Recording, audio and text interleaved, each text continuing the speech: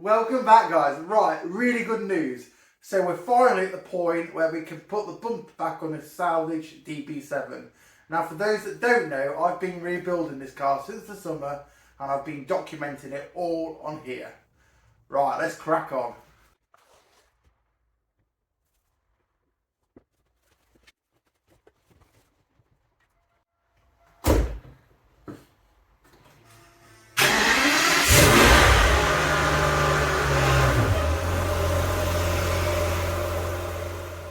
Right, as you can see, I've pulled the car out a little bit. I'm now going to put the bumper and make it ready to go on. So I've got this tape, which is foam tape, and basically I matched the original tape that was on this. I've got the dimensions off it, and I bought some cheap stuff off eBay because the Aston stuff was ridiculously priced. Now this goes kind of like around the underside here where the headlight would fit. It also goes on top of the bumper here. I'm going to start doing that now.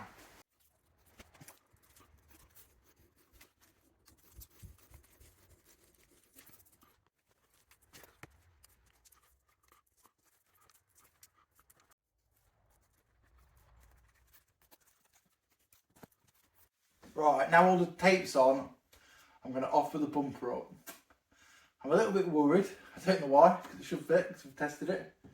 But yeah, let's get it on.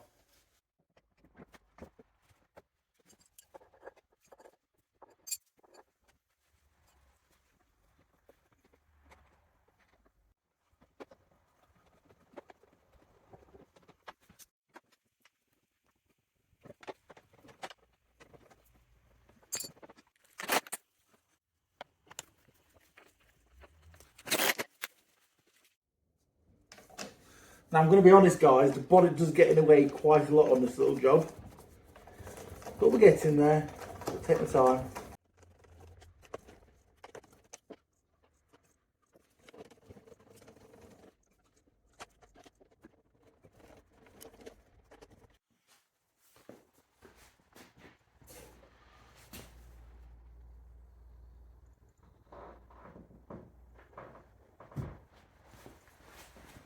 Now, does it close alright? Yes, it does. Right, it's now time to fit this iconic grille with some brand new stainless steel self-tappers. Let me know what you think in the comments box, guys. Obviously, it should be silver and I've painted this black, so that may divide people, but I think it looks pretty good. Right, guys, I've just pulled the car back inside because I need to take front wheels off. I don't want to leave it, obviously, with the garage doors open. So, yeah, it's back inside. I need to put the front corners back on, bumper corners, wheel light shiners back in, that kind of stuff.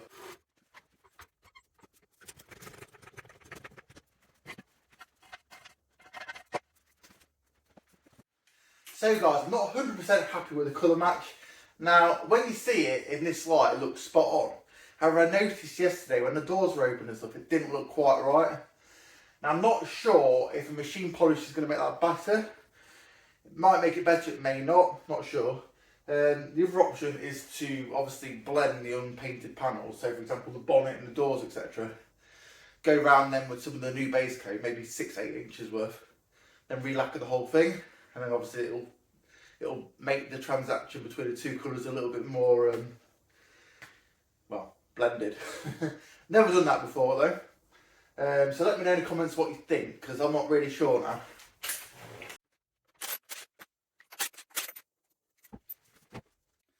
So with these bumpers, they've basically got little nylon 5mm spacers which kind of sit through the foam here.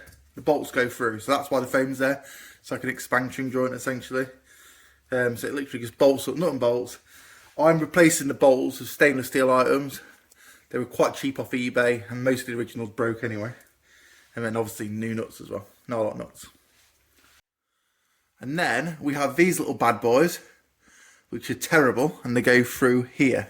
So there's one there and one there. Obviously the other side, you have to access it through the fog light hole and kind of put your arm up here. It's an absolute nightmare to do. And obviously again, nuts and bolts are really hard to get to. But that's what Aston Martin chose to do, so we're going to go with it.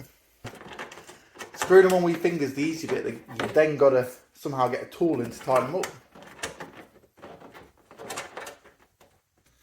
Right, it's been like 20 minutes, still struggling. So hey ho, such is life. We'll get there. Now, if you ever worked at Aston in the 90s, why on earth did you use nuts and bolts on such a modern car?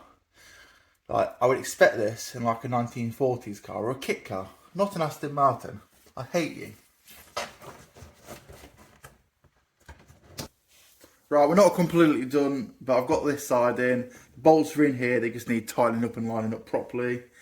But they're just a nightmare to get to, so I'm going to do that now.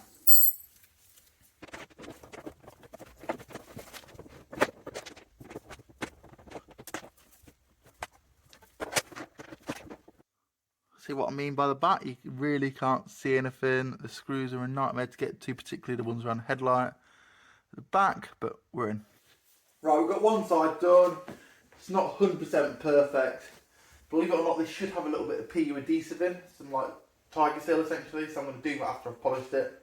But in bad considering. It's the best I can do today anyway. So, I'm going to crack on with the other side now. I'll probably do that off camera because it's pretty much the same. You can't see anything anyway. Right, hat's on now because it's getting cold. I've done the other side, so now it's time to put the arch liners back in, get this wheel back on, and I can roll it outside and show you guys what she looks like.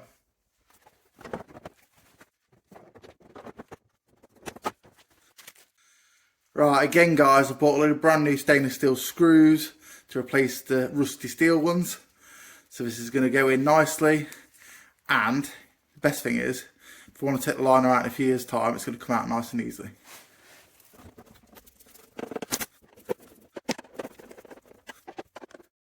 Right, now that's back in, I'm going to put the wheel back on. I'm not going to put the lower under tray back on, just because I want to make sure there's definitely no leaks and stuff, and obviously if I do have that on, it's going to cover them up. So for now, it's going to stay off.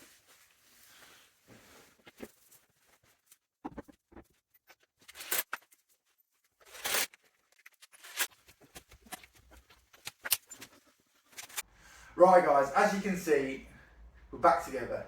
Now she's far from finished. I need to perfect a couple of panel gaps. I need to wet flat the car, I need to machine polish the car, and then I need to fix things like the fog lights, the badges, the little trims here and there. But you've got to admit, it doesn't look bad, does it? Now I've done this in the garage, and even after all the money I've spent on it, it's still probably the cheapest V12 Aston Martin in the country. So you need to remember, this was a category S car, which means it was structural. Most people wouldn't have touched it, but I've shown you guys that if you buy a car like this, take your time, have some basic tools and just lots of patience, you can put a car like this back on the road. Now, the insurance company wanted £31,000 to fix this. The car's only worth that, hence it was written off. I've spent 1,600 quid to get it to this state. Now, as far as I'm concerned, I don't think I need to spend any other money on it to get it for an MOT. Just literally needs a good clean, good polish, and away we go. So if I can do it, guys, so can you. And I think I deserve a subscribe for that. So stay tuned for more. I should have another video next week, and I'll hopefully have this all polished and looking mint. So see you all very, very soon. Take care. Bye-bye. So stay...